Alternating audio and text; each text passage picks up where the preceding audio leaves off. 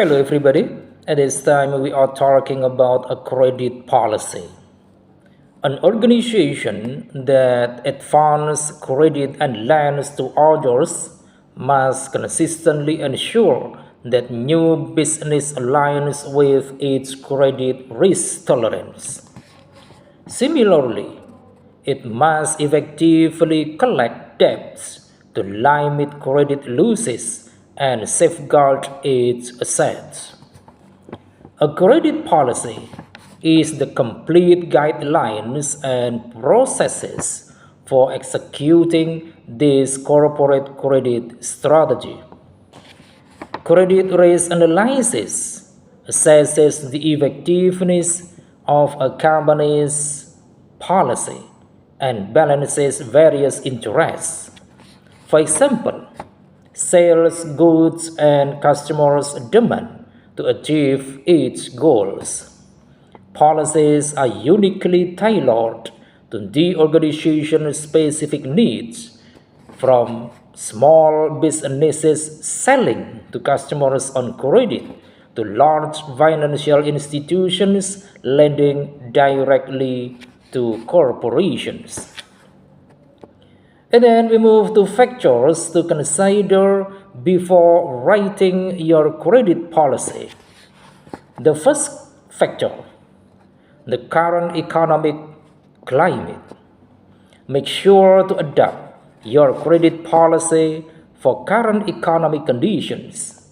For instance, if interest rates are set to spike, your customers might have less access to financing. Stricter credit terms may be a good move in this situation. And then, second, the size of your customers and their financial position. Larger customers will likely have strong balance sheets, making them good candidates for generous credit limits, and however, make sure you screen every customer based on their financial stability and not just their size. Third, your cash and working capital position. How robust is your working capital position? And will you experience major cash outflows in the coming months? If your cash flow is in a healthy place, offering more lenient credit terms could be a worthwhile strategy as it'll bring you more customers and improve existing customers' relationships. Fourth, your customers' business sectors. Some industries are riskier than others. For instance, tendering and cash advance lending are examples of industries that experience volatile cash flow. Minimizing risk by offering stringent credit terms is the best move for the kinds of customers. And then why is a documented credit policy essential? Documenting your credit policy isn't just a best practice. It is essential for several reasons. The first reason, risk mitigation.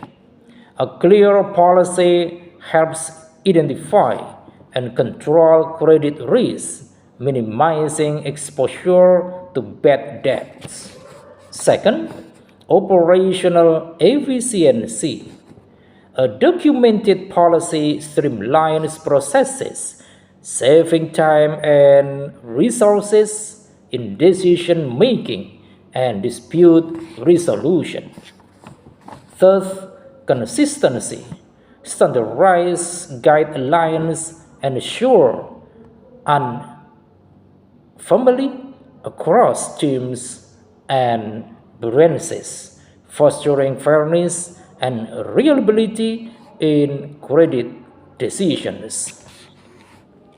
And then fourth, strategic alignment. It ensures credit practices align with broader organizational goals, such as portfolio diversification or expansion into new markets. And fifth, regulatory compliance. Financial institutions operate under stringent regulation, and a documented policy ensures adherence to legal and industry standards, reducing compliance risks. And then, what a credit policy includes. The first, about credit check. You set standards to evaluate if a customer is eligible for credit. This involves assessing their credit score, which reflects their history of repaying debts. You can also look into their financial statements or other indicators of economic state to decide if there are a reasonable risk. Second, documentation requirements. You specify the paperwork or electronic records customers must provide to apply for credit.